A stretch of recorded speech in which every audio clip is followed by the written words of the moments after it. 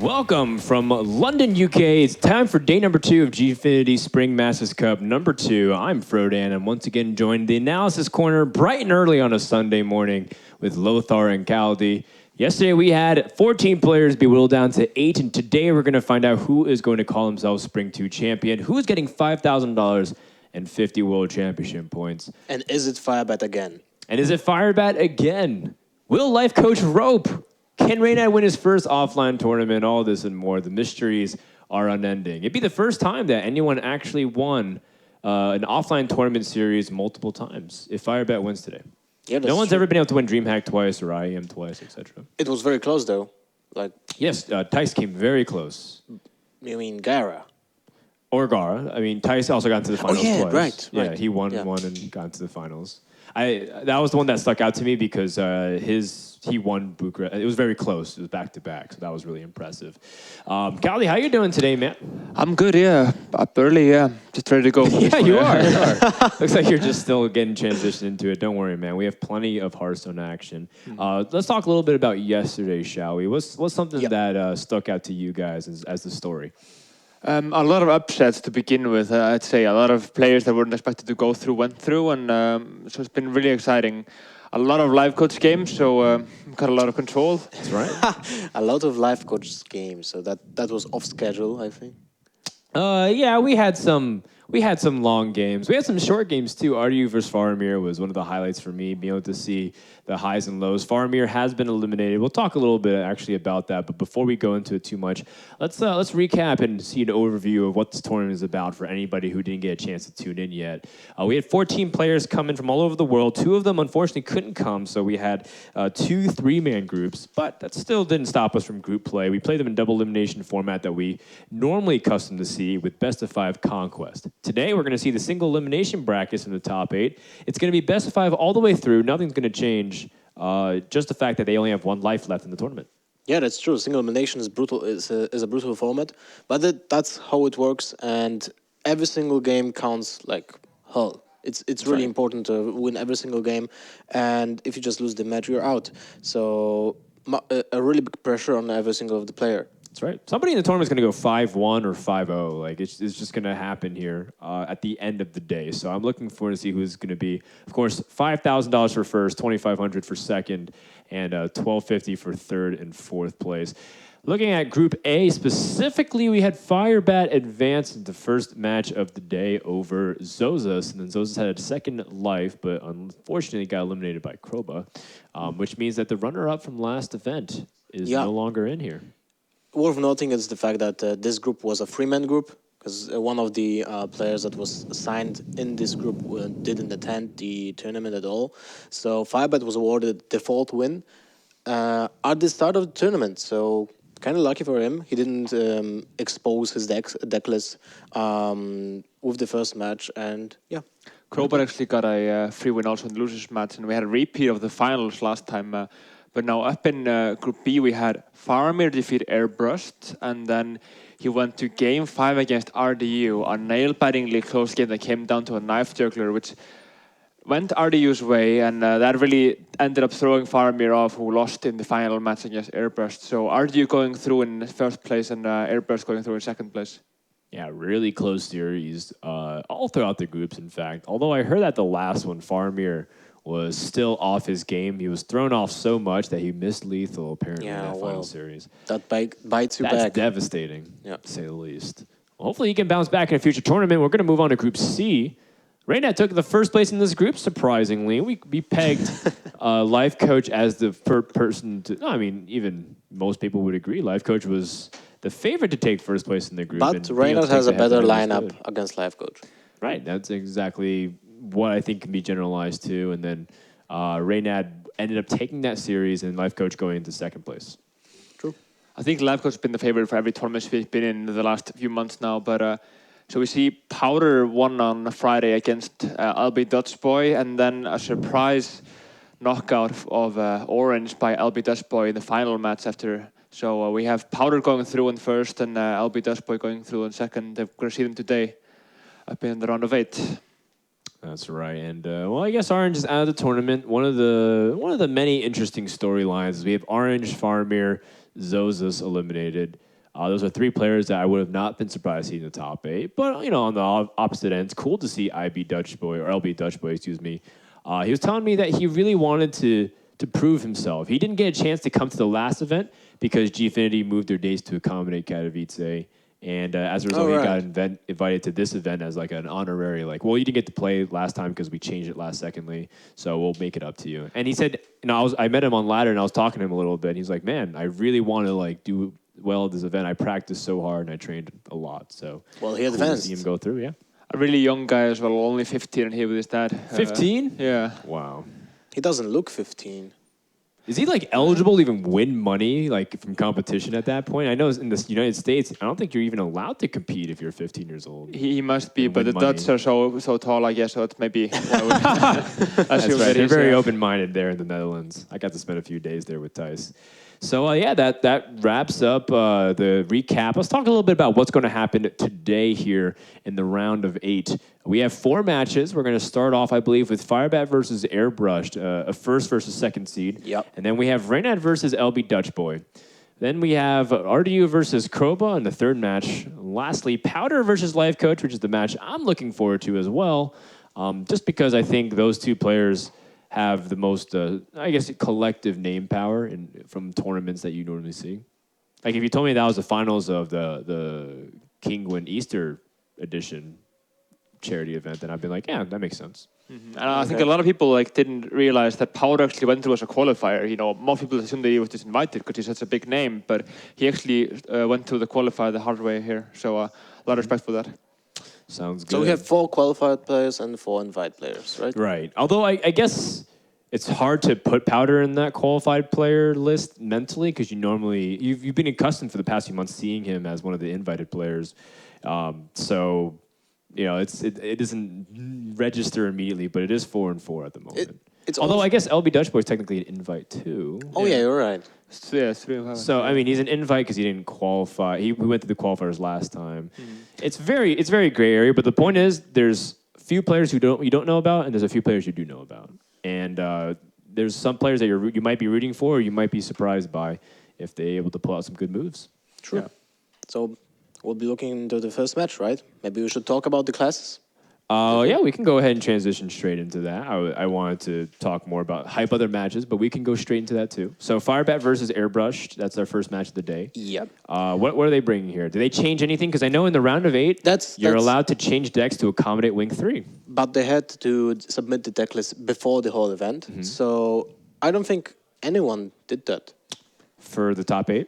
Yeah, I think so. Well, do you have any information about that? I think it was Crobat. He was playing a really strange warrior yesterday with Iron Juggernaut and a lot of strange stuff. I think he actually took that out, so that was maybe more of a... Because he was here to have fun, so maybe he was actually mixing things up. But we have now for Firebat, he had Mage, Rogue and Warlock, and we saw yesterday he was playing Sue, and I believe it was Freeze Mage against Airburst with Mage, Hunter, Warrior. So just initially looking at the lineup, I would give a slight edge to Airbrushed, but it's going to be really close, I think.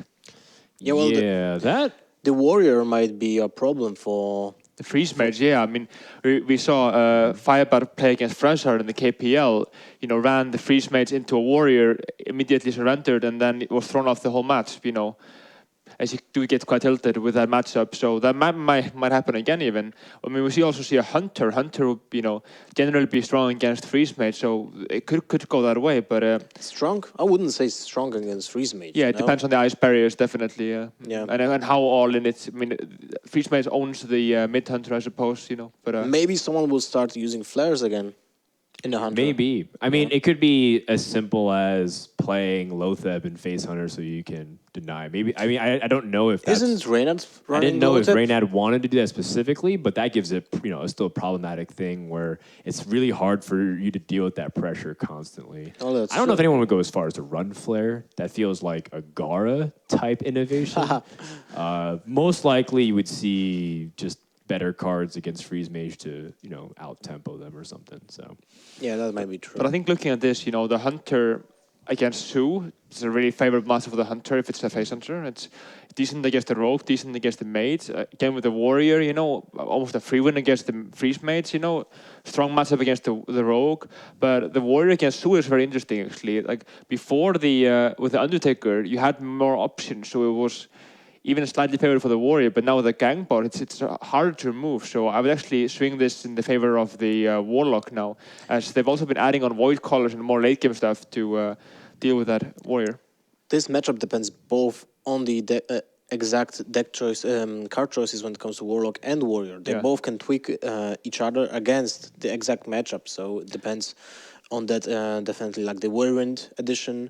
Maybe a Bomb Lobber. We have seen that in Warriors for a long time. Yeah. Yep. And then Warlock can play like a pure Zoo deck without the Void Colors, without Mal'Ganis, or can go into the Void Color route, which is great against Warrior because Brawl is basically useless then. Right, it's really difficult because there's eggs too, so it's just so many ways that you're resilient against AOE damage on the board for clear and removal. That's going to be pretty hard on both sides. I'm looking forward to it. Firebat, of course, comes in here as the reigning champion. He felt pretty good. He said he's adjusted. Finally, got a lot of sleep. Maybe that's bad news for Airbrushed, but at the same time, this is a perfect opportunity to start carving your name into the scene. Airbrush is a player that I've seen a lot throughout this, the well-known ladder rankings and some of those online qualifiers, but I have yet to see him make a first breakout performance, and I can't think of a better person right now than Firebat to take down. This is his chance. Yep. This is his 5 minutes to break his... Oh, it's going to be a lot longer than 5 minutes. Especially if he will... About 6 or 7 minutes. What if he will there's challenge Life Coach at some point? Well, then it's like 15 to 20 Okay. hours. Makes sense. Not minutes. So that wraps up our pregame analysis. Hope you guys enjoyed it. We're going to get over to Nimsh and Admirable, who are waiting at the casting desk to bring you guys the first match of day number 2. Thank you so much, guys. Oh man, I'm so excited for those matches. Firebat and Airbrushed. It's like, do you think like Firebat is Batman, and then Airbrushed will be a super villain? Like Airbrushed sounds a bit like a super villain. Well, I can see it that way, but after meeting the guy, he's just so nice and he's so happy and just he's loving to be here and just likes to have fun and competition is something he wants to be a part of though. And today is, it's definitely on his slate, as we said, $10,000 being given out today, as well as the 50 World Championship points to first place. That is no joke. That is equivalent to an entire season finishing at number 1 on ladder. So that's important to a lot of these guys. But of course, again, $5,000 to first place, that is not a small amount of cash for playing Hearthstone here. So a lot of money on the line and a lot of pressure as well, with Airbrushed being a relatively unknown coming up against the world champion, of course. Firebat. You said world champion many times about our world champion, and we know that he is the world champion. Can you tell us more about the person behind the world champion thing? Well, Firebat's, he's kind of... right after the World Championships and GVG first came out, he was kind of, having a little bit of struggle on ladder and, kind of having to readjust because he was so used to playing very aggressive strategies and going into it. But when everything started to settle, that's when he really started to find his groove. The strategies that were, kind of set in stone and what they wanted to do and the curve they wanted to play against. And from there, it's a matter of him figuring out where all the matchups line up. And so once he's done that, that's when you started seeing him win again. And, of course, at this last Gfinity that he won, that was exactly what he did. He had a chart that had every single class lined up and what he expected to face against, and so the win rates that he had across there, and he just literally chose the top 3 decks that had the most win rate on his chart, and that's how he won it. I'm going to guess he did the exact same thing here, but, it's been showing a lot of success for him. I've known James before he became the world champion, and as you said, this guy loves spreadsheets. He was one of the biggest researchers in Hearthstone because Hearthstone really depends on information, and he's getting all the information, and then he plays those decks. In the beginning, he was mostly concentrating on aggro decks, but then right now you see him playing Freeze Mage, Rogue, actually every archetype. So I think I'm really happy that he is a world champion because he is an not maybe ideal player, but he is a player that represents the power of research and good gameplay. Yeah, there's no question about that. And, Airbrushed, I think he's really kind of along with him, though. Caldi's really talked up Airbrushed a lot coming into this tournament, as well as kind of asking the other players around in the groups exactly what they thought. And Airbrushed seemed to be kind of on everyone's radar as this is a guy you really need to look out for, because while we haven't seen a ton of him, he is definitely very good. And as Frodan said, this is a great spot to start etching a name for himself in Hearthstone. I mean, this is the biggest target out there right now, as far as I'm concerned.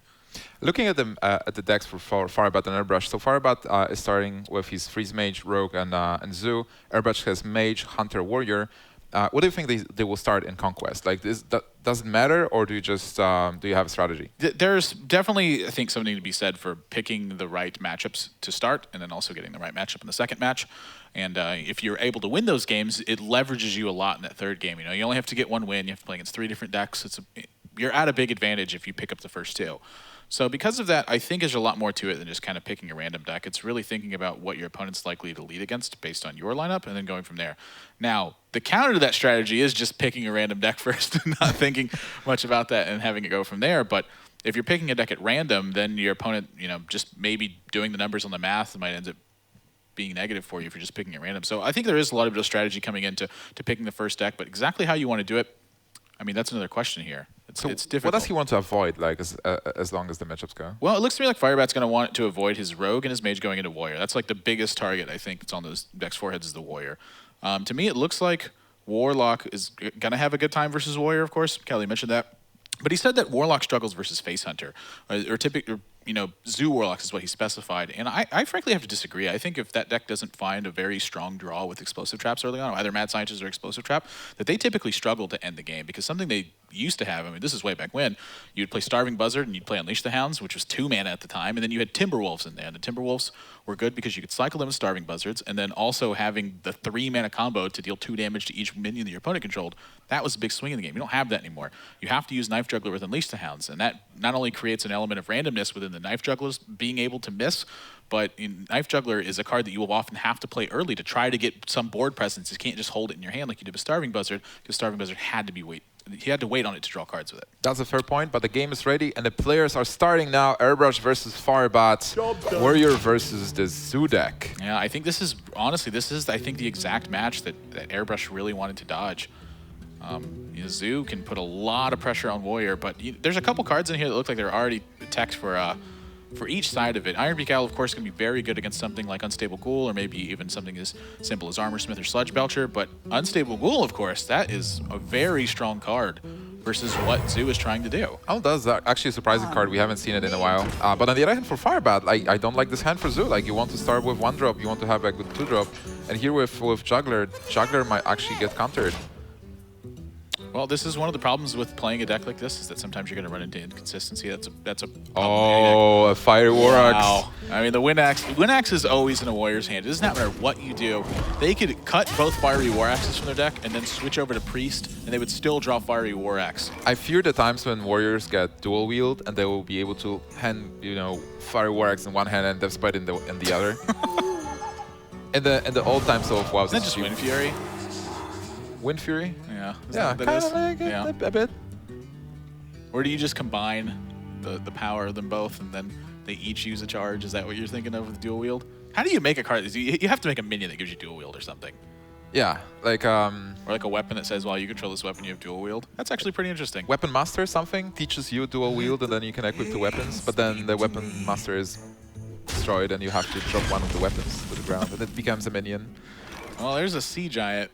And that's an interesting way. Implosion, he needs to roll way high on this one. And he gets it. That's the World Champion for you. Well, 3 is going to be your average, but I'm guessing he really wanted 4, especially kind of with the way that this Armorsmith is going to continue to chew through things. Second Armorsmith also picked up. Yeah, and then Unstable Ghoul. Well, this board looks pretty good for Airbrushed. Yeah, he's had pretty much all the early tools he needs to really disrupt this.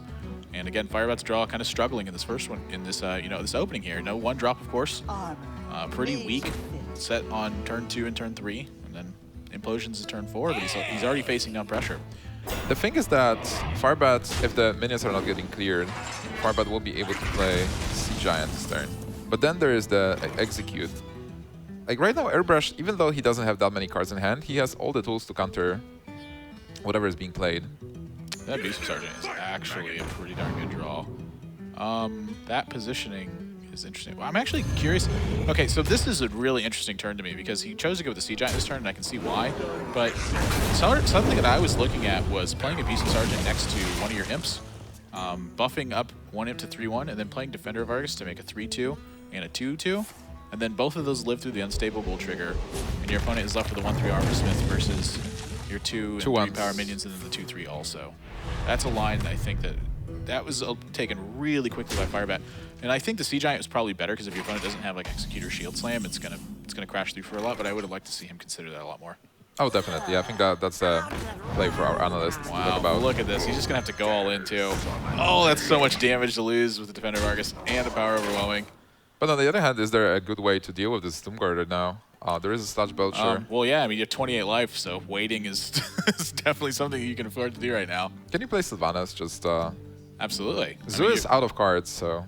Yeah, I think you have plenty of time, and you're not under a ton of pressure. He's never gonna. It's impossible for him to lethal you next turn. Looks good to me. Well, Firebat out of cards, so even though he has all those spreadsheets and statistics with Power Overwhelming, well, not doing much here. Yeah, this is a really poor set of draws. At least he's limited to like a limited number of decisions now, just playing the cards that he draws into. That's why people say that Zoo is actually not requiring much skill. Right, so Do you agree with that? No, I disagree. I think Zoo is a very skill-intensive deck. We've got a little bug here on our client, so we're going to get up an alternate side of this for you as quickly as we can. Get this fixed.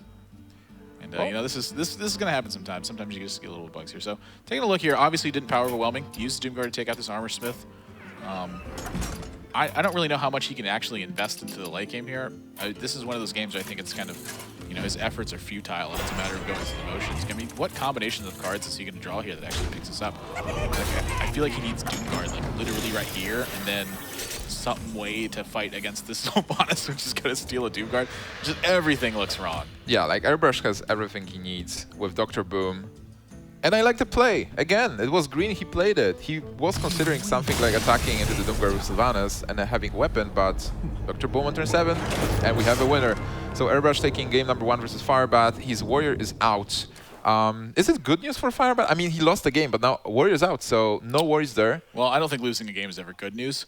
But if you want to look at the cup half full sort of thing, yeah, I think it's not the worst thing in the world for him. Rogue and Mage are going to kind of go by a little bit unscathed, and I think Warlock is still going to have an okay matchup versus Hunter, and I think it's going to have an okay matchup versus Mage as well. All right, so Airbrushed has to win with Hunter and Mage now. So the match is not over yet. Airbrushed can probably roll a die. Like, I actually seen players rolling a die when they were choosing their decks. And that was one of the first things that Strifecro told me. Like, Conquest, oh yeah, I need this randomizer to actually randomize the decks for me every game. Well, I mean, I can see the benefit of that, of course, because it allows you, you're not really exploitable by your opponent at that point. But if you're playing against someone who's just going to play the numbers every single time, rolling a dice like is a liability to you, because then your opponent can just pick whatever deck is going to have the two slightly favored matchups versus you, and so they get the first win. More often than not, because you're rolling a dice to choose at random. But how deep can you go with the mind games? Because you are never certain what your opponent is going to take. Like, you can't assume. That's where the mind. That's the why we have this wonderful game in these tournaments that viewers can see exactly how these mind games roll out and who ends up getting an edge in that instance. You know, Hearthstone is, again, it's one of those games where the player who played the best isn't always going to win, but you can usually have like a peer-related review. Like, for instance, we have the analysis desk over there. And we have guys who are kind of looking at plays and figuring out what's going right and what's going wrong. And that's really what Hearthstone's all about. Watching it really that's the test of wits and will. Oh, I love watching Hearthstone. Can you call the next deck Firebat is going to take? Is he going to continue with the Zoo, or do you like roll a die and take something else? Well, he's going to be playing against Hunter and Mage, and so I'm guessing he wants to figure out exactly when he needs to queue this Zoo up. I mean, it looks to me like he just doesn't want to play Rogue, is kind of what I'm seeing. Is he afraid of Valyria in the morning? I think he's just really afraid of playing against Wolf Riders and Arcane Golems. But yeah, I mean, I think Warlock's totally fine here. I think it's going to be between Warlock and Mage, and so which one he chooses of those two, that's another question. But I can definitely see. I mean, I would tend to think he's going to play Mage here, but Warlock's definitely possible. I think if Firebat is going to win this match, then he needs to stop the Mage from Airbrushed. Like, it's really hard to 3-0 Face Hunter, so I think Face Hunter is going to steal one more game. And then Airbrush will be left with his Mage. Do we know what Mage is that? I would assume it's I believe it's Mech Mage. Yeah, I believe it's Mech Mage as well. So Firebat will have to 3-0 the Mech Mage with his lineup. And and then take the series, which might be tough. Like Make Mage is one of those decks that can snowball. We've seen different weird draws yesterday, but if you get a normal hand and the deck is really stable and consistent, just Fireball the face and you're done. A lot of it's going to come down to those draws too. Hunter versus Freeze Mage, because unless he switched his deck, Firebat's playing Freeze Mage like he was this weekend. A lot of that comes down to Ice Barriers being able to be drawn at critical times. And so if Mad Scientists end up fetching Ice Barriers off their Death Rattles, it's like that matchup is so in favor of Mage all of a sudden. But if it's not able to do that, it really kind of depends on how he's able to kind of stabilize the board here. So if he gets off like a really clear Doomsayer turn, or if he's got like an anti-Keel bot in his list or something like that, that's when you can really see a favor. But look at this opening hand here from Airbrushed. Oh man, there is a Leper Nimsh. And double Glyph dual wield. Let's do it. Even demonstrating the importance of Ice Barrier in this matchup. Firebat's just going to hold on to it. Oh yeah, it's like 8 points of health. Yeah, it's not quite as good as a Mad Scientist Death Rattle for it, but I mean, it's such a crucial mechanic against this deck. But it's still interesting to keep the Ice Barrier instead of like having it in your deck and trying to get Mad Scientist to get it for free. Well, you got to draw Mad Scientist first. Yeah. So what it really feels like to me is that you just have like 2 different ways to get Mad Scientist. Wow. Whoa. Actually throws back a Glaive Zuka as well. And he gets double Ice Barrier, but double Juggler. Well, throwing out Glaive Zuka means that he is valuing the minions more. Yeah, I mean, Coin this Juggler hand is getting really stacked here for Airbrushed really quickly.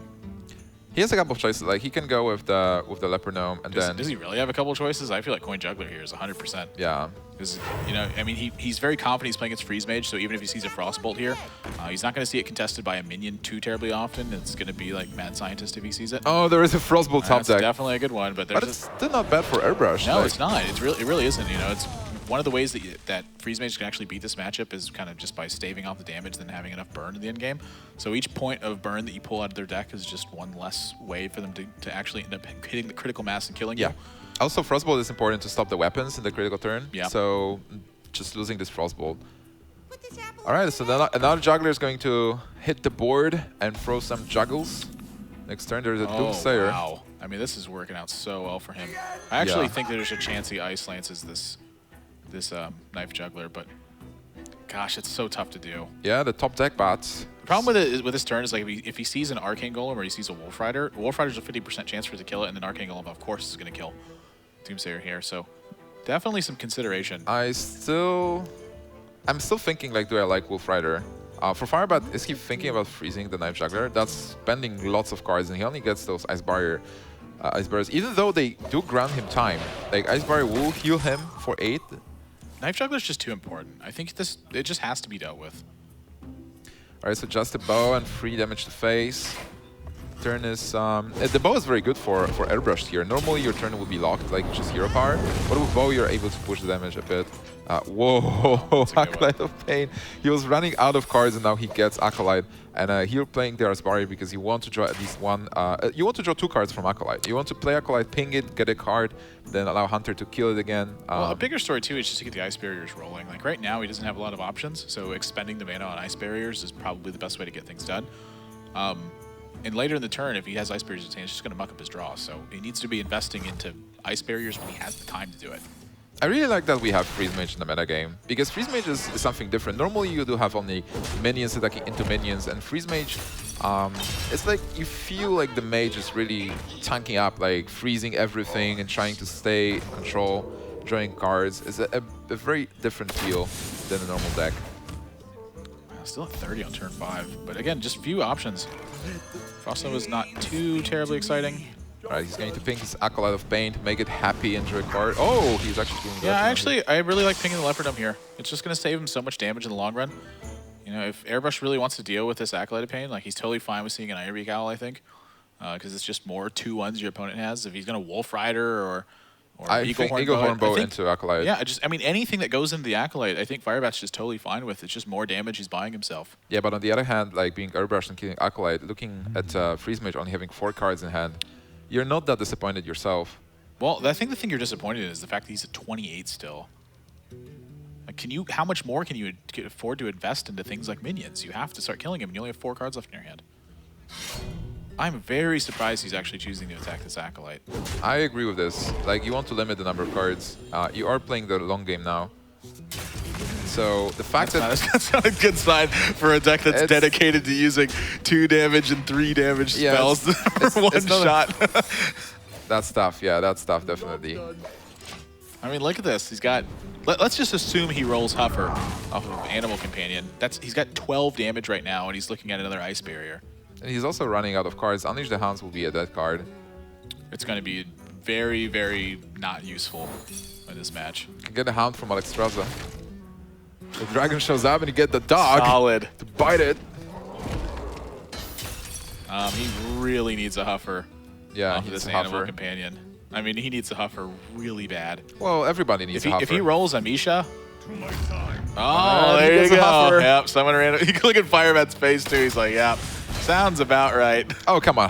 Firebat got his Huffers, all right, like back in the day. Well, he also got beat by a Silverback Patriarch off of a Web Spinner, which is the only card that could beat him. Go ahead and dig. There's a Flame Strike, Alexstrasza. Oh, wow. Well, Firebat is accumulating cards. Yeah, I mean, this Alexstrasza makes him so comfortable right now, especially because Airbrush is going to be kind of doing consistent damage over the course of this game, and not really any high burst because he's so low on cards at this point, and he hasn't really amassed a board presence. So when Firebat falls down to like 5 or so life, and it looks like that Airbrush is going to have enough to leverage him out, then he's got Alexstrasza to bring himself back up.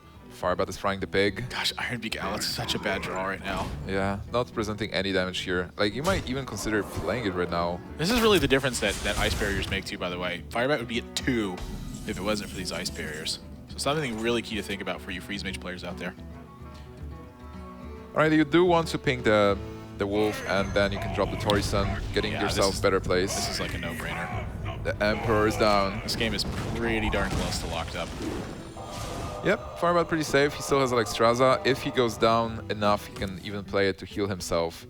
But definitely just playing Alexstrasza next turn, getting your opponent to 15. Do you think he needs that Ice Block to feel a bit safer? No, I don't think so at all. There are 4 cards in your opposing hand. Yeah, I think it's fine. I mean, Firebat's the kind of guy who's going to keep track of where cards are, and he knows that 2 of those have kind of been sitting there for a while. I'm guessing he assumes that there's something like Iron Beak Owl. It can be Leroy and Unleash the Hounds. Definitely can be. A lot of damage. If your opponent Leroy and Unleash the Hounds, like right now, you're just like totally okay with that. When you see Iron Beak Owl and your Emperor, I think you're just thrilled. Is he going to kill the Emperor? There's no chance that he can afford to kill Emperor. Yeah, if he killed the Emperor, I was scared for a moment. Might as well just concede the game. All right, the Leopard name is getting dropped again. So Firebat. Oh, there's an Ice Block. My God. I think like I'm calling a card and Firebat draws it. Well, he's also deep into his deck too. I mean, you got to consider he's drawn cards off of Acolyte of Pain. He's got an Arcane Intellect out. He's definitely deep. Yeah, definitely getting deep into the deck. I can definitely agree that Firebat is playing this matchup really well. It seems like he's super comfortable. Like a lot of players, they do struggle with Freeze Mage because they don't know exactly what to do. And Firebat knew this matchup. Like he kept the Ice Barrier. He just stayed alive. He knows when to ping. Like he's prioritizing pinging the minions. Trading here again. I mean, this is the most. Oh my gosh, and Mad Scientist is such a bad draw right now. This is really bad. 2 dogs is about the most value I think that you're ever going to get out of this. I mean, like maybe you can get a 3rd one, but that's when Alexstrasza's hit the board. And if Alexstrasza's hit the board, you're just not going to win the game. All right, so here you can just Hero Power, play Mad Scientist, and that will be 7 points of health. I wonder. Even with Chasm Mystic top, because Firebat is going to play Alexstrasza into the Hunter. And then if you get Chasm Mystic and you win, you still can't win. Like I don't think Airbrushed. I don't think is the kind of player who's going to play Chasm Mystic. He's played so well and played very strong. The only thing I think is even close to question is killing the Acolyte of Pain, but I think there's a really strong argument for killing the Acolyte of Pain either. So it's probably at the end of the day a matter of preference. What he can do, like next turn, after Firebat plays Alexstrasza, it's like Unleash the Hounds and then spam Will Played so that Firebat can concede, maybe. Yeah, I don't see that one happening. Yeah, I'm actually really curious. I mean, if he's going to ping this, I'm guessing it means he's going to Alex himself. So he's going to attack for 5 here and hope to trigger an explosive trap. He's going to fall down to 5, and then yeah, he's going to Alexstrasza himself here. And this basically puts him out of range of everything. He's got 2 ice blocks. He's got an 8/8 on board. He's got a 5/1. He's got plenty of burn. That makes a lot of sense. Airbrush has 1 card. Airbrush is not playing Hunter's Mark, I believe. Even if he's playing Hunter's Mark, it's just how does he actually? He got an Iron Beak again, so he's playing 2 Owls. That's not a big surprise. I think it's pretty standard right now. Sludge Belcher is definitely a card that has a really, really big target on its forehead. And like you said, no Hunter's Mark either. Hunter's Mark used to be so crucial in these Hunter decks. But of course, that was when you were drawing cards with Starving Buzzard. Yeah, Hunter's Mark disappeared. Like some people still play Hunter's Mark in the mid-range Hunter. Yeah, all my opponents play Hunter's Mark when I played Ramp Druid on ladder. Iron Begal is just better because you want to silence that minion and you still get the beast on board, which can attack. And Hunter's Mark is more or less a dead card and you don't draw at all. With Buzzard, you could afford a Hunter's Mark, but without Buzzard. Alright, so there is that one dog versus the dragon. Well, if Airbrushed is still playing this game, I mean, it does kind of feign the fact that he might have something like Flare in the stack. So Firebat is a little bit pressured to end this. We've seen Gara playing Flare, by the way. And I think it won him a game because there was a Thought Steal into... it was Hunter versus Priest, Thought Steal into Secrets, and Gara had the Flare. But still, this is looking really bad for Airbrushed. Yeah. I mean, what card could he draw that even come close to Abyss winning? Surgeon is not that card, and Airbrushed is going to concede. Firebat tying the series 1-1 versus Airbrushed.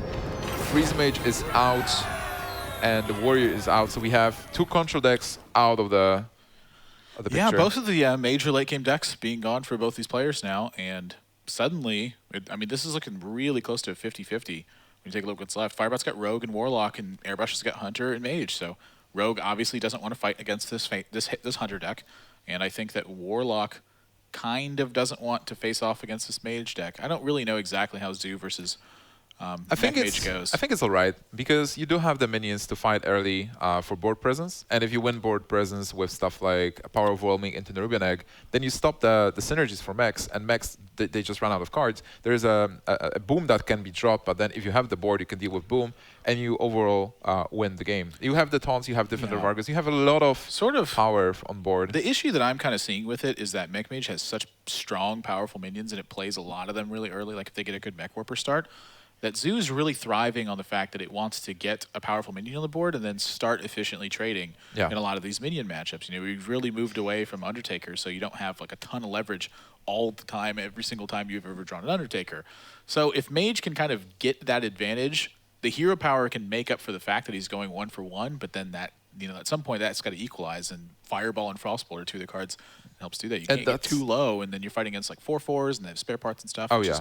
It just feels like it's really difficult. I just don't know exactly how it goes. And that's the Hearthstone I love, because right now we have two control decks out of the way, so those players said, hey, we can play control, but the control is out, and now we will have all the aggro matchups.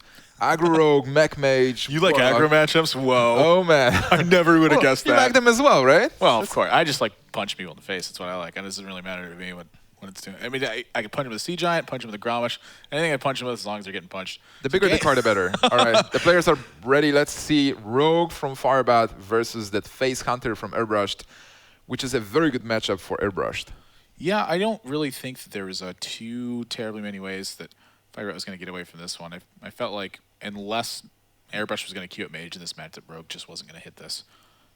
I just got invited by Airbrushed to spectate this game. I like it. All right, if he only had a one-card hand, like he only got to keep Blade Flurry, and just Blade Flurry is the key card. How important is against Hunter though? Because against Druids, all the minion decks, it is really important. Well, it's really serving a different purpose in this matchup. You're not trying to get like 6 to plus point Blade Flurry. You're just trying to use Blade Flurry to keep the board clean, and well, that's not always going to happen, but it's one of the ways that you keep it clean is with Blade Flurry. Firebat missing the coin here, which will be important. He won't be able to coin the SA7. Glaive Zuka dealing some damage here. Yeah, pretty early aggressive start here from Firebat too. You notice he just plays turn 1 South Sea deckhand. And I actually kind of like this because in this matchup, I feel like Rogue has to find a way to race Hunter. Yeah. And that's just tough to do. And that's why it struggles so hard, is because it doesn't really have efficient ways to race against it. And you just take a look at the board right here. I mean, you got 4 points of damage out of a South Sea deckhand for 1 mana. That ain't too bad. He's going to have to take a lot of damage to it here. And this 6 3/3, damage from the Worgen. Yeah, I mean, this 3/3 really, really needs to stick to the board this turn. Oh, double Worgen. Yeah, there's a chance it doesn't, by the way. I mean, I imagine he's going to coin Mad Scientist after the Knife Juggler, but If the Juggle hits, that will be actually a huge turn. yeah, I mean, this is a big 50-50, and he's going to think about this one for a while too. Oh man, Like, does he have an juggles. alternative to playing Knife Juggler? I don't think so. Like, Knife Juggler gives you a chance to actually kill it. Like, if you play Mad Scientist into Worgen, it's not that exciting. And getting that SI7 out of the way, like, even if you hit the face with the knife, that's 1 more damage on face, and he will have to trade with the SA7 into one of those minions. Yeah, I agree with you. I think something he can think about, though, is that, again, Rogue has to find a way to race this matchup, typically. They're not going to win like a long, slow-paced game where you're kind of just hero powering back and forth and trading stuff down. So if that's the case, I think there is some merit to hanging on to Knife Juggler, and when your opponent says something like, say, they play Violet Teacher and make some tokens, or they just get multiple minions on the board, having that in combination with There is the a Hounds knife, really watch good it, he hits! Wow, that's a big knife right now, too. That was the RDU knife. Jeez. All right, there is a second Worgen Infiltrator just That's waiting. a pretty important one, too. So Violet Teacher, this is going to go uncontested, I imagine, for a turn 2. I do not see Airbrushed investing into this Violet Teacher. Maybe the Iron Beak Owl, but as long as he's not putting damage into it. Well, he's that's playing really 2 the issue. owls, obviously, so Yeah. he can spend 1. Owl's not too terribly good in this matchup either. I mean, there's not really Sludge Belchers in here. It's like Sometimes there are. I mean, sometimes there are, but like Edwin Van Cleef's not really a big worry. Well, stuff it like that. is. Like, we've seen big Edwin Van Cleef in one game where I think Tides of Time was playing versus Strifecrow and he played a 10-10 on turn 4. It can happen. It definitely is a threat, but like in a position like this, you just don't want the 1/1s to get out of control. But at the same time, if he Iron Beaks owls here, it really tells Firebat he doesn't have an Unleash the Hounds. Is that information any valuable to Firebat? I don't think it's that valuable, but still, he is. I like Hero Power here, by the way, because you know that there is some AoE coming. And I said it many times, but I'm going to repeat it. Hero Power is really important in this matchup. And being a face hunter, it's like granting you a card. Yeah, it's a clock. And you save the card. All right, there's a Deadly Poison, and the board will be cleared, I mean, believe. this is again, one of the turns that's sort of rebuilding into this.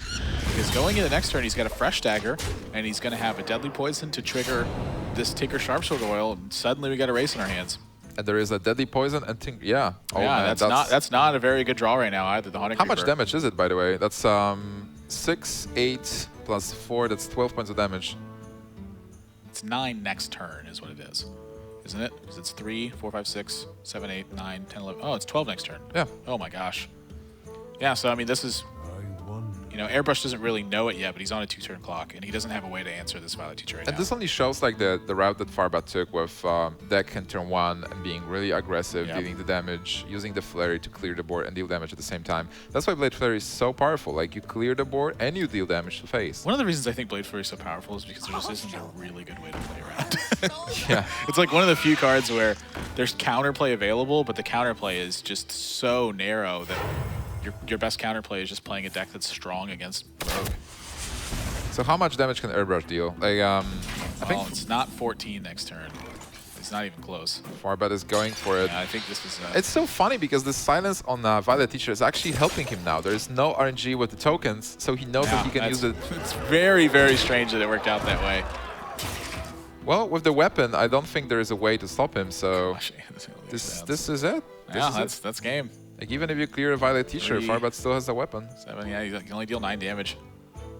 If he'd have drawn Kill Command here, was that enough? 4, 5, 6, 7 plus 5? No. He's still 2 off, even with a Kill Command. There was actually no draw in the deck that would have killed Firebat this turn. You're facing the face bat. How do you defend against the face bat? It just comes flying into your face. Like the RDU knife. Yeah, You can't- RDU. All right, so This is without an anti-Keelbot or an Earthring Farseer too. It's just pure aggression. yeah, that's what he did. Like, with the anti-keyword and Sludge Belchers, you play a different game, and here with having deckhands and well, the only difference was actually this deckhand, because like normally the rest of the cards was standard cards that Firebat got. He didn't get the coin. He had to like hardcast SI7 without doing anything, and everything worked out. The deckhand damage is actually really relevant too. Yeah. It's so funny seeing it because he's got a 6-point dagger right now. Deckhand dealt 4 points of damage, was it? Or Yeah, was dealt 4 points because he got attacked by a Glaivezuka. Yeah, it's gonna do it. Airbrushed. I mean, you can just see him too. He's like, did I really just lose this game? I was in such good shape. And that's such a good matchup as well. Yeah. Well played. So Firebat, able to take a matchup that I would consider pretty favorable for Hunter in this spot, and suddenly he's got a 2-1 lead now. I'm sure he had a lot of practice against face hunters. On ladder, you play against a lot of face hunters, and he is a rogue player. Like, he loves his rogue. He played so many games of rogue. It's unbelievable. Yeah. It's like, at this point, he can basically meet Valeria on the street and be like, oh, hey, Let's hang out. So, you know, they have this intimate relationship. People see him when he's like at Best Buy picking up a headset, and they're like, "Hey, you're that rogue player, Firebat." He's like, "Yeah, that's me." And by the way, I'm a world champion and a Gfinity champion and top 8 DreamHack, stuff like that. But yeah, like he's the last deck that he has to win a game with is Warlock. That's his Zoo deck. That He's also got 2 games to do it. Now, Cowley said, again, he said that Warlock is going to typically be at a disadvantage versus Hunter, and I actually disagree a little bit, but so much of it depends on the builds here, too. Yeah, on the builds and on the draw. Well, there is Explosive Trap, there is Unleash the Hounds. Airbrush needs to get those cards. He needs Mad Scientist, he needs that good Explosive Trap, because sometimes, even if the board is great, there is this Defender of Argus that's escaping the Explosive Trap range, and Firebat being the face bat as well. He's just going to push, and even if the Explosive Trap is killing a couple of tokens, something may survive. So it will be a really interesting match. Also versus Mech Mage, if Airbrush goes with his Mech Mage, the early trades will define the game. I think Airbrush still has a chance, but Firebat is heavily favored. Yeah, with 2 games to go, I mean, you definitely, I think, have an advantage in your pocket as far as that's concerned. Sea Giant also is a really interesting card that's in this Warlock deck from Firebat, and I'm curious how much leverage that will give him against something like Hunter. I think it gives him a lot of leverage against the Mech Mage, because Mech Mage doesn't have many ways to deal with the big minions. You only have fireballs. You don't have the frost bolts. But guys, this is an amazing match. Don't go anywhere. Right now, we're going to jump in a short break, and then we'll be back after that.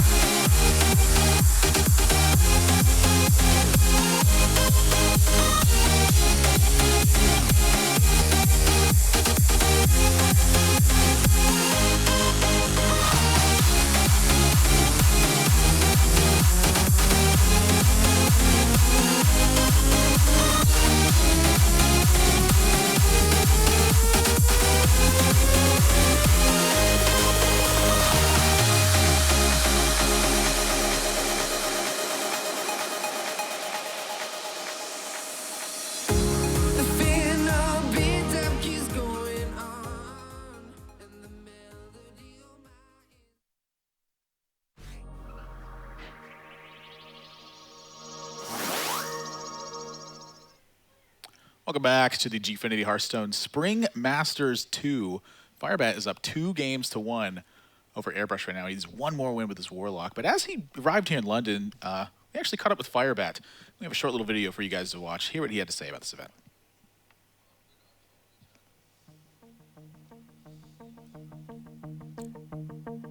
My name is Firebat. I'm from Detroit City, Michigan. Now I play for Team Archon, and I live at their team house. I came up with the name Firebat because in the StarCraft Pro scene, there was a player called Firebat Hero, and I really liked him, and I thought he was a really cool player. He's most famous for one where he won a match, not even like the full tournament, and then just like ripped off all of his clothes and ran into the ocean. Middle of a tournament. Before I became a professional gamer, my life, like every day, I was a student. I went to online university and I had a day job and I worked all day. And then I found time to just game at night, and it was like my escape, my like passion, just to get away from everything. So I just played a bunch of games. After BlizzCon, I was able to quit my day job and I moved into the Archon team house. So now I get to hang out with all my teammates every day. We just play Hearthstone all day. I can stream, I can go to tournaments, and I can make enough money to get by doing that. And it's really awesome just being able to embrace esports as not only a job, but as like a way of living. It's really cool. All right, guys, so now we know more about Firebat. He is an amazing guy, actually. Like, I was hanging out with him many times. And like even before BlizzCon, you know, he's like really dedicated to playing. There was this area where people could play, and Firebat was the only guy play testing for the tournament. So he plays a lot. He's really dedicated to playing, and it shows results. Yeah, I mean, you take your job seriously, just like you should. That's the way professionals work. They have to take that stuff seriously. And that's, I mean, it's very reflected in his Hearthstone resume so far. All right, so Firebat is down to his Warlock. He needs to win with it at least one game versus Airbrushed's Mage and Hunter. And, well, Firebat, when I'm thinking Firebat, I'm thinking aggro decks. Like, he was playing Zoo a lot before, and now we can see the starting hand, the Reynad opening, double Doomguard. This seems to be something that's actually pretty common for Firebat so far, is that his opening hands with Zoo have just not been very good. Like, yesterday we actually saw him, he had to power overwhelming a 1/1 token to kill a 2/2 zombie chow to protect his 3/2 flame imp. And it worked. Yeah, that was the difference in him winning and losing the game, was the amount of damage he actually got out of the flame imp. This is a much better starting hand for him. Ironbeak Owl is actually not terrible in this matchup either, by the way, for the Warlock player, because stuff like Mad Scientist and Haunted Creeper can be extremely annoying for you to deal with in terms of combat. And Ironbeak Owl not only gives you a threat on the board, but it gives you a way to start fighting against that. And look at this. This is even one of the best pickups in the deck right now, is this Voidwalker. Yeah, and looking at Airbrushed's hand, this is one of the most terrible hands I've seen. Like, you don't want to play Arcane Golem early, even though against the Zoo you possibly can. But then he has nothing. Leopard Gnome. Oh, on turn 2. Late to the party. If he had Leopard Gnome on turn 1 and he Glaive Zuka this turn, I mean, he'd have an extremely good chance to win this game. That would be a different game. A totally different game. Just that one extra mana being able to be spent. But now he's in a position like this. Look, he's going to have to Ironbeak Owl straight away, so that way he can actually even utilize the Glaive Zuka. This is looking like... This is so painful for Airbrushed. He needs an Explosive Trap for a Mad Scientist. Actually, Mad Scientist won't even work because there's Ironbeak Owl in here. He pretty much needs to draw something like Explosive Trap to really recover this board. Yeah, and Firebat is just extending the board, having a great opening. Flame and Voidwalker into Haunted Creeper. He has that Implosion as well. He even has the Silence. So... yeah, that Haunted Creeper is very, very likely to get silenced if it hits the board. Yeah, even though it's an important card, and it's a card that can work versus Zoo, because you will be able to fight back a bit. But right here, well, I think Glaive Zuka is a must. You just need to get those minions out of the board. And normally, if you have the advantage as a hunter, you are the one attacking. Your hero power is great because it deals damage, and Warlock's hero power deals damage to Warlock as well. So there's so many sources doing damage to Warlock that the Warlock can be overpowered. But with this start, Hunter has to be defensive. Exactly. He doesn't have time to invest into his hero power. So while Firebat's going to be taking damage from using his hero power, it's still so important because it allows him to continually leverage his board position. Oh man, even with the Leopard Image, this is looking rough for Airbrushed. And I want to mention again that this is elimination match, single elimination. If Firebat wins with his Warlock deck, then Firebat advances to the top 4 and Airbrushed is eliminated from the tournament. Yeah, initially I would have gone with this Ironbeak Owl here, but Direwolf Alpha is going to put 2 extra damage in this turn, and it's going to also put 2 extra damage on the board. So this is, I mean, this is a pretty significant threat. Maybe he's going to go with the Iron Beak Owl. Something like Glaive Zuka, I think, is really weighing on his mind right now. Or just even something like Abusive Sergeant, being able to trade into this stuff efficiently and then also have threats afterwards. Would you trade, by the way? Like your Iron Beak Owl, silence and trade your... Well, he can't play... He can't really trade too terribly efficiently. I think he's just got to push for damage. I mean, right now it's all obvious damage because he went with the Wolf, but with Iron Beak Owl, if you kill the Haunted Creeper, you still retain the board, and then you might go with the Implosion next turn. You still have to mine the Explosive Trap and Unleash the Hounds, but right now those cards are not in Airbrushed hands. I think the real thought behind Heartless Iron Beak Owl is how likely am I to lose if my opponent gets a Mad Scientist? And that's really, it feels like one of the main ways that Airbrushed is going to recover right now. So I think I would just tend to hold on to the Iron Beak Owl simply because like the Haunted Creeper is not actually directly killing anything this turn without a buff. And even when it gets buffed, it's killing you still have plenty of... Yeah, I mean, he still's got plenty of stuff afterwards to make sure he can keep the ball rolling. Well, for now, this is something that is putting Airbrushed a bit back to the game because he was able to clear the board almost. He has that weapon, he has 2 small minions. And even though he is at 19, it's 100% going to be Implosion here. Yeah, it is an Implosion turn. Rolls a 3. Well, Airbrushed needs that Explosive Trap. Not surprised by the trade there. You know, 1 damage. It's a pretty favorable trade for Firebat. And that's when you should typically be doing that. Offer gets rolled, but that's actually not too good right now. He does put some damage out, which is something that I think he really needs to be doing, but you know, Huffer, I think, is important. Like, normally you would think it's Misha maybe to stop the onslaught here, but then Huffer was able to put the strategy ahead, so Firebat dropping down to 15, and there is this kill command, there is this Arcane Golem. Right now it's a race. It's an all-in strategy. If there is that... Yeah, I think actually you're right. I think that Huffer is actually kind of a blessing in hindsight. 6 damage, double kill command. Can Firebat win next turn? If not, that game is over. Right now we see what, 8 damage to face, and then there is 7 remaining. If there is a beast draw, well, he's got to have a 1-mana beast to do that. This deck is actually running a 1-mana. He'll have 7, so a Haunted Creeper will do it as well. Like next turn. Like this turn you deal 8. Oh, this is only 9 damage. Oh, he's going to 7. Yeah, he's going to 7. So oh yeah, you're right. Just a Haunted Creeper draw, and it's and that's it. 5, 6, 7, 8, 9 for Firebat. That's so close. But he needs to trade here. Yeah, I don't think he's going to life tap. Well, if he trades, it might actually give enough time for Airbrushed to win. Unleash the Hounds would work here too now. Yeah. Oh my gosh. Man, the draw. This is so important right now. Unleash the Hounds. That is a huge draw. Oh, man. Airbrushed. Wow. I mean, this was down to the wire.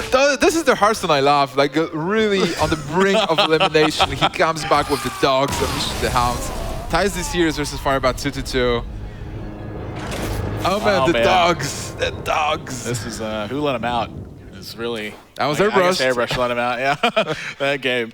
Wow, I mean, that was some really rough stuff. What else could he have drawn there, actually, at the end to win the game? Arcane Golem would have been enough. All right, so Haunted Creeper was enough, because that's a beast, you play it, and that's 7 damage with... Yeah, Quick Shot would have been enough, because he can Quick Shot Hero Power, kill command. 8, yes. Yeah. Unleash the Hounds was enough. Was there anything else? I think that's about it. Yeah, Arcane Golem, Haunted Creeper, Quick Shot. That was still a lot of outs, actually. I mean, it's still a pretty good amount. What about Explosive Trap? Was that an out? Because then you clear the board and you're not dead to yeah, so you can put him at 2 with the Explosive Trap out. Yeah, so Explosive Trap's an out as well. Yeah, and you're not dying. Yeah, so it's... No, he can put him at 2 with an Explosive Trap. And then you finish which is effectively dead. So yeah. Explosive Trap, you deal 5... Yes, you're right. Yeah, so a lot of outs there. Oh, for Airbrushed too, so... That was a pretty sick game. Yeah, I'd have to go back and do the exact math to see what percent chance he was, but that's actually a very calculable one, which are always the ones I like to see. That's the magic of Face Hunter. Yeah, but game 5. All the cards support your strategy. Yeah. I mean, I figured this one was going to be a close one. Both of these guys have some good matchups on both sides of it, but they also have some really bad matchups on both sides of it as well. And it's coming down to this last game, Warlock versus Mage, and I would venture to say that this is probably the closest. Might be the closest. Can Airbrushed 3-0 Firebat Warlock, or can Firebat finally win the game and win the match and advance to the top 4? It was a strong open he had that last game too. For Firebat? Yeah, I think he had a pretty strong open. Yeah, he had. Airbrushed had a really weird and bad opening, but then he actually utilized the power of the Face Hunter. Right now, Airbrushed has a pretty good hand, like a turn 1 Mech Warper into turn 2 Spider Tank. And well, the mech warper is actually Abusive Sergeant is definitely one of the best ones you can draw here. There's the Cogmaster. And that's the thing. That's exactly what I was talking about. But with Zoo has the power to actually fight the board in the very beginning. Firebat got the exact cards he needed. With Voidwalker being able to deal with a Mech Warper or a Snowchugger being played early. But then, if you play... Mad Scientist is not that great in this matchup because the mirror entity giving you an Abusive Sergeant or Argent Squire is not that great, but it is okay. Like, you are getting one more minion to be able to fight the board battle. Yeah, I can actually kind of see both of these plays here. Mad Scientist or Mech Warper? I actually, you know, I really kind of like Cogmaster too, because if you play Cogmaster, your opponent is still like, if they have Abusive Sergeant, they're still gonna kill your Cogmaster, I think, with that. And then he can just follow that up with either the Mech Warper or the Mad Scientist afterwards. I think this is actually, I would consider this one the worst of his 3 options because it doesn't directly threaten the Haunted Creeper in this position. Oh my gosh, that's a good one too. Yep, that's a wolf. This means that Abusive Sergeant is getting a mirror entity. I'm really surprised by the trade here too. Like, I'm so surprised by that. It's missing 2 damage. I guess he doesn't want to get frostbolted. That's why he's trading. Yeah, with the Frostbolt, the Mad Scientist is going to trade and the board is getting cleared, so I think it was right.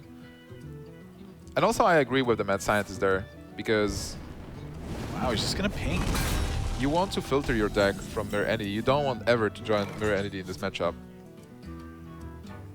Well, I guess Abusive Sergeant into Haunted Creeper. I don't know. I think I like playing the Haunted Creeper into the Mirror Entity instead.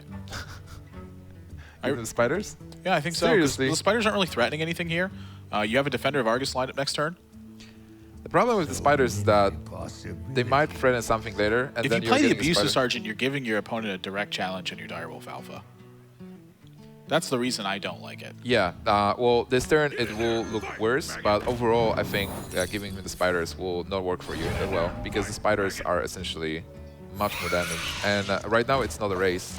It's not like Firebat is going to, you know, just raise Mech Mage. It's all about the board, and Haunted Creeper is better on board than Abusive Sergeant. Well, I agree and I disagree with you. I mean, obviously, you know, right now it's not initiated 100% full on race, but he's got 2 cards up in his hand, and his cards are Power Overwhelming and Defender of Argus. So I mean, he has to look to make up the damage somewhere. Maybe long term, giving him a Haunted Creeper actually is way worse. So you would advise to unleash his inner face bat? And she reached the... That's the spot I like to be in the Getting most. more face cards, that's actually really interesting here. Alright, I think Power Overwhelming and you need to kill the Spider Tank. You definitely need to... I don't know if I Power Overwhelming with it. I think I'd use the Abusive Sergeant on my Then you 2-1. tap first. Yeah, that's what I think. I like Abusive Sergeant more. Yeah, I think so also. Yeah, I mean, you have to keep mechs off the board if you're going to be having 2-1s and 1-1s out. Oh gosh, these are such ugly draws. R&B gets pretty meh.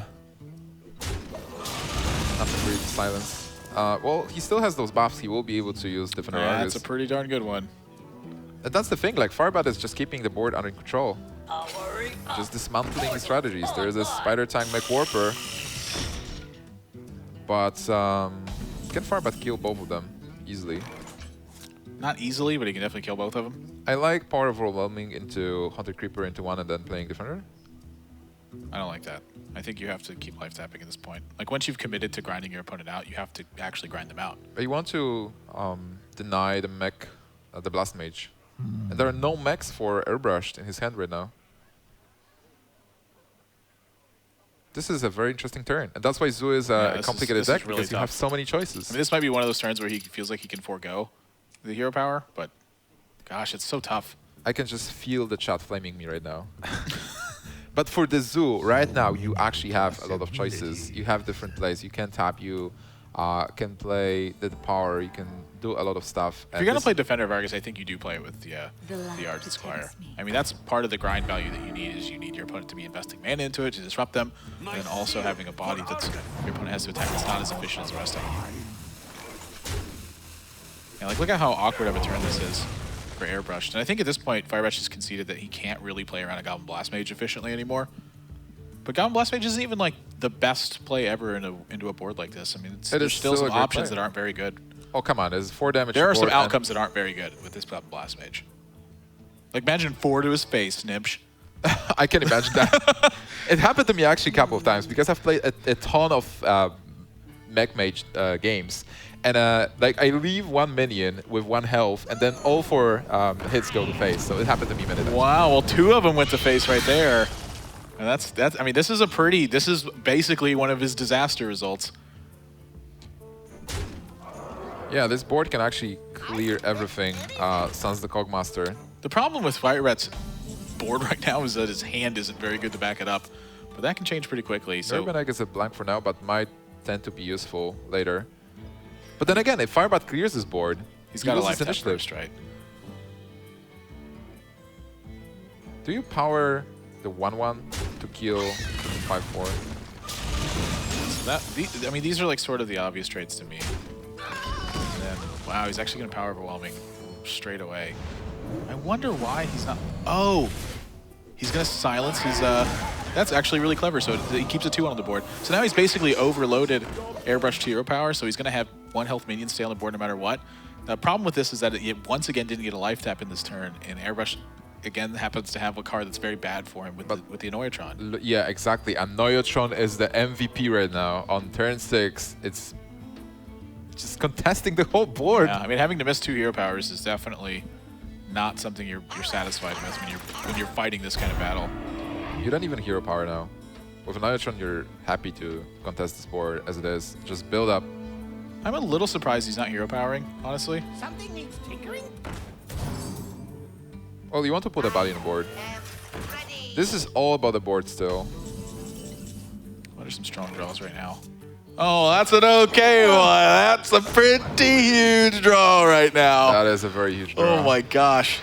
I mean, wow, Oh, there's and another Implosion. great one too. Implosion will be great. This match just got really crazy. Airbrush needs Dr. Boom. Like, if he gets a small mech, Look at that. He's even gonna trade down the board entirely here. And what this does is this makes something like Fireball so much less efficient versus Doomguard. But what option does Airbrush really have here? Is he gonna take 5? Shredder's nice. Well, this is the thing why Zoo is winning this matchup, because you just grind the mech mage down. Even though Airbrush was able to get some synergies with the mechs, he was able to use the Blast Mage, he was able to play the 4/4 Technician. Still, Firebat is the one with minions on the board. Firebat has removal. When you get to this spot, it's really a matter of how well Warlock hero power plays against all of the other hero powers. Like if you go 1 for 1 and get grinded out, the Warlock hero power wins the game. Yeah, that's a very good hero power. And it's not like Airbrush will be able to just kill Firebat from 284 with fireballs. Unless he gets... well, we're gonna grab the other feed for you here real quick. Oh, we can see still the hand. So Firebat is getting Defender of Argus here. Top decking and wrecking. Wow, and he esports rolls this. And this is not unstable ghoul, so... Gosh, Firebat look is taking at this game. damage. I mean, this is... Airbrushed has been all but done on this one. Unless he has something like Flame Strike in here. You don't play Flame Strike in this kind of deck. Well, I mean, it's happened before. I mean, what else is he going to draw to really pull this out? That's not the Flame Strike, and this is what Mech Mage is normally drawing at those turns. Like, you get the Fireball, you get the Frostball, you got them to face and you win, but then Firebat actually stayed at 23 points of health. You have to have a minion advantage to make that work. So right now, he might be forced to just Frostbolt the Doomguard, use the hero power, and then, yeah, what then? There is this Nerubian Egg just waiting. 4 imps is so brutal. Look at him, too. Every single one of those imps, I just want to slap them. The imps? Yeah, just look at the way they're looking at you, man. They're the annoying imps. They're giving you that eye, and you're like, oh, I've had enough of it. All right, you're grounded. That's why I played Whirlwind in my Warrior. Fireball the Doomguard. Then do you attack it to the 1/3, ping it, and then Frostbolt it? But then you're fighting for the board, and this is not how Mech Mage should be played. Oh man, this is so tough. Actually, oh my gosh. Firebat is drawing 2 cards a turn. Oh my gosh, is this real life? He won't have enough space on board, but Oh, you can trade 2 of the imps in and then implosion. I think that's totally how many minions fine. is there? 4. Yeah, it's good. Yeah. 2 imps. I guess he's thinking like, is it better to Urbanate? just save the implosion? Like that's definitely a possibility. He can deal 4 points of damage this turn if he uses Maybe he this only sort of- just needs 2 imps. I mean, this is, yeah. I mean, I guess you get the same amount of damage basically either way. Ah, he got it too, which is perfect for him. All right, so Firebat Yeah, has this that is board. looking really bad for Airbrushed. I don't know what he needs. He has no mechs to go with his Goblin Blast Mage. This is tough. This is tough. so- This is tough for I think- Airbrushed. I mean, where does he go? Okay, so let's say he Frostbolts the Knife Juggler. Let's say he draws the mech next turn. Say he gets perfect rolls on the Goblin Blast Mage. Is he in the game then? I'm just thinking about a new TV show starring Firebat, which will be called Imp Up My Board. What? So Firebat like assessing boards and well, this board needs more imps. Let's imp up this board. Just go ahead and roll 4 more. Imp up. Yep. I thought you were saying imp pop. And I was like, Oh. it sounds like a weird flavored soda. Yeah, it sounds a bit like a soda. Now we're doing. Well, I mean, take your pick. You can play whatever at this What a point. weird hand. I feel like a 12-year-old built this zoo deck right now. Just giant bitch in his hand at the end of the game. All right, so Firebat is going to take the series versus Airbrushed and going to advance to the top 4. Can Firebat win the whole tournament again, or is he going to get stopped by another opponent? Airbrushed. Well, he had a good run. I mean, top 8, and then this tournament he's getting some World Championships points. How many points? Is Yeah, he gets 5 for a top 8, which isn't a ton of points, but it's better than 0. You need at least 2 points to play in the last chance qualifier, so he's got that locked up. I don't know exactly where he stands right now, but I really liked seeing the stuff from Airbrushed this tournament so far. I think he played really well. I think his lists are built really well. I really like his lineup. It's just unfortunate that he came out on the wrong side of the coin this tournament. It was such a close match too. I mean, it really came down to this last game being whether or not he could get grinded out of the game or not. And at the end of the day, it was just Implosion being worth so much. Oh yeah. And the timely Doomguard draw, it's just everything went wrong for him in Game 5 here. But yeah, good stuff for him. And Firebat, of course, going to top 4. He's locked up $1,250 for himself, and still got a couple more matches to go for maybe 50 World Championship points, which is a lot of points. I want to see more of Firebat playing that zoo deck. It's like you can really learn a lot for that plays, and it's not about like just the draws. It's all about like approaching the matchups, when to go into aggression, when to go into minion trading, and this is a very interesting thing to watch. Like I faced Firebat one time, zoo versus zoo, and I thought like I had a lot of advantage, and he crushed me in the end. So I was like, I guess I'm going to rewatch this and learn. That was always a good way to learn. Yeah, exactly. Yep.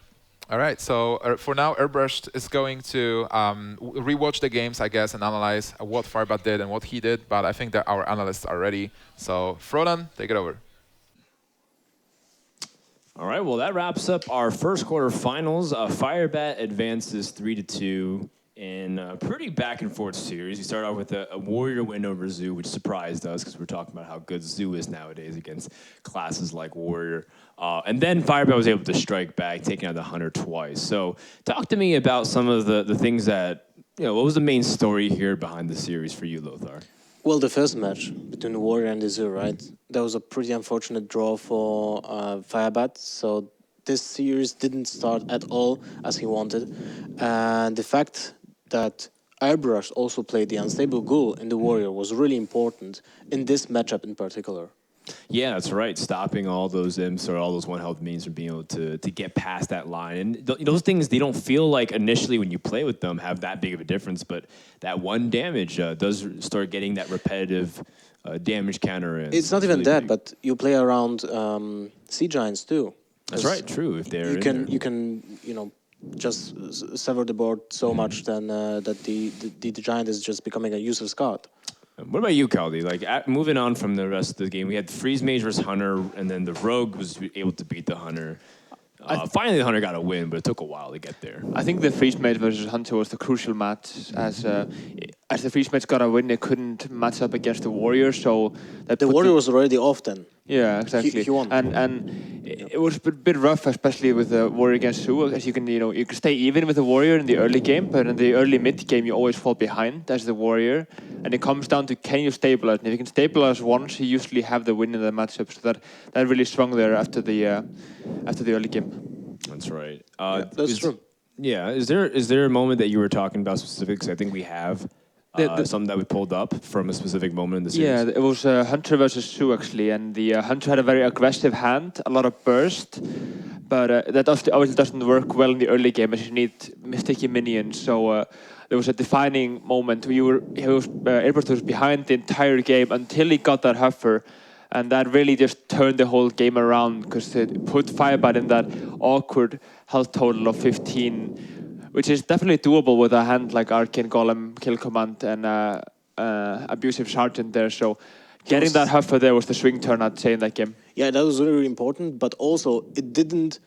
That was the damage that he needed to for the win, but he still needed the top deck to squeeze that last points of damage. And his outs were kind of limited, because on turn 7, what we'll see in a few seconds, after the Arcane Golem with the Abusive Sergeant play, he will be at 7 mana, and his only cards will be 2 kill commands. So he would have to deal 7 points of damage, and he was still lacking that 1 point that has to be top decked. Yeah, the Doomguard was a great follow-up there after the Huffer in that game. But how it was looking by game turn 1, 2, and 3, and 4, you know, we were counting Airbrushed totally out of the game because he had the Arcane Golem, which you can't play, the Kill Command you can't play early on. He was, you know, facing up against, I think it was turn 1, a Voidwalker and Flame Imp, which is the ideal hand, I suppose, for the Zoo. So it turned from being way behind until being like slightly even, maybe slightly ahead even for Airbrushed, and he did end up taking that game even, so it put him back into the series after that loss against the Freeze Mates. Yeah, pretty nail biting coming down to the final turns there, and even so, like we thought the beginning of the game, you know, maybe looking really bad for Firebat of that Mech Mage versus Zoo at the final closing, but he did manage to pull it through.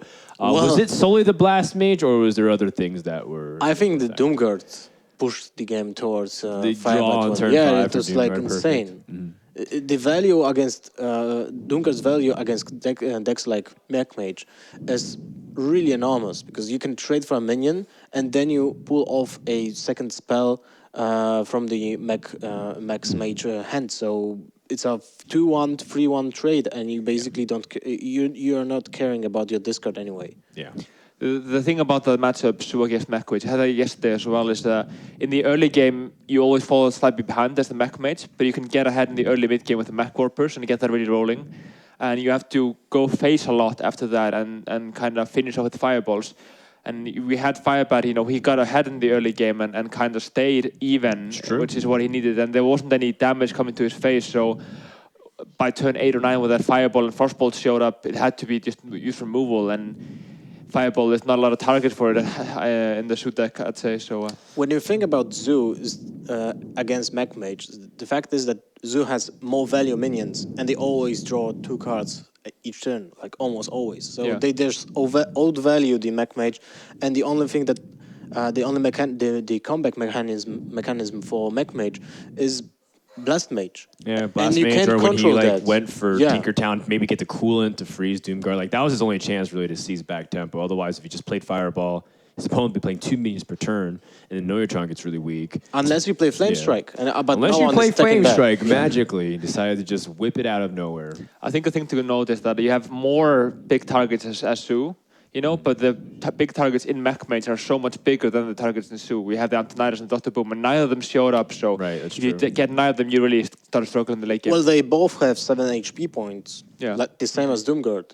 It's kind of silly, right? Doomguard, but you can get it out that much quicker. Yeah, and with the Mech Mage, you can't leave either of them alive if you're facing them as Zoo, you know, so they're really threatening there and can close out the game on their own, it seems. Well, it depends with the Dr. Boom, because if you can play Voidwalkers and Defend of Argus, you can ignore the War Golem, right? But you can't ignore Antonidas if there's like 2 cards in your opponent's hand. Yeah, not especially if your opponent's pushing the damage early like you mentioned it. Yeah.